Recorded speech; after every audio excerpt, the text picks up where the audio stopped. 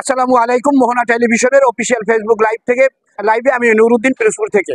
আমি এই মুহূর্তে আছি পিরোজপুর সদরের প্রধান কাঁচা বাজারে। আন্দোলন এবং কারফিউর কারণে পিরোজপুর প্রধান কাঁচা বাজার এই দৃশ্য আমরা এই মুহূর্তে ধারণ করছি। কাঁচা বাজারে কিছু পণ্যের দাম ঊর্ধ্বমুখী এবং কিছু পণ্যের দাম স্থিতিশীল অবস্থায় আছে। কারণ আজ যেই পরিমাণ পণ্য বিভিন্ন হাট থেকে আসার কথা, সেই পরিমাণ পণ্য পিরোজপুর কাঁচা বাজারে আসে নাই। এমতো অবস্থায় আমি কাঁচা বাজারের দুই একজন দোকানদার এবং দুই একজন ক্রেতার সাথে কথা বলার চেষ্টা করব। আপনাদের এই কাঁচা বাজারের বর্তমান অবস্থা কি? ব্যাপার হয়েছে যে এই মালের দাম বেশি কেন, যে বাজার থেকে মাল আমদানি কম হওয়ার কারণে ক্রেতাও কম, বেচা কিনাও কম। খুলনার যে মালটা আসে, ও মালটা সামান্য কিছু মাল আসে, ওটা হরতালের কারণে, কারফিউর কারণে লোকজন কম আসে, মালও কম আসে। কাঁচামরিচ আজকে হচ্ছে যে 240 টাকা কেজি, করলা হচ্ছে যে 70 টাকা 60 টাকা, কাঁকরোল 80 টাকা কেজি। তাই আমরা একজন দোকানদারের সাথে কথা বলার চেষ্টা করলাম। তিনি জানালেন যে মালামাল কম আসতেছে, সর্বোপরি এই অঞ্চলে বৃষ্টির কারণেও এটা হতে পারে। এবার আমরা আরেকজন দোকানদারের সাথে কথা বলার চেষ্টা করব। 60 টাকা কেজি। নাম কি? সন্তোষ গাড়ি এলো।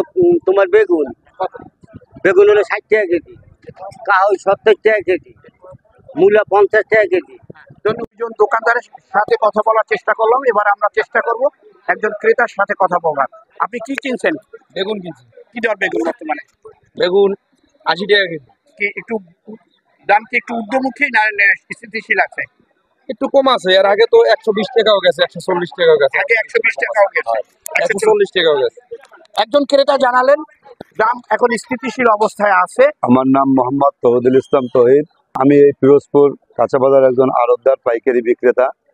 বিভিন্ন কারণে, বিভিন্ন জটিলতার জন্য আজকে বাজারের এই ঊর্ধ্বমুখী।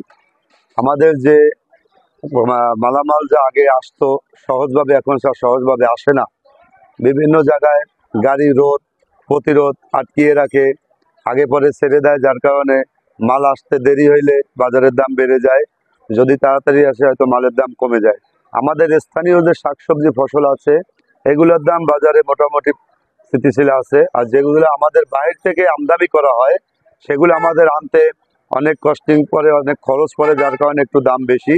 বিশেষ করে এই যে চারিদিকে বর্ষা, বন্যার মতো যে পরিস্থিতি, যে মানুষের যারা কৃষি খামার যারা করছে তারা সবাই ক্ষতিগ্রস্ত। যেখানে 100 মন হবে শাকসবজি ফলমূল, যে সেখানে হইতেছে মাত্র 10 মন।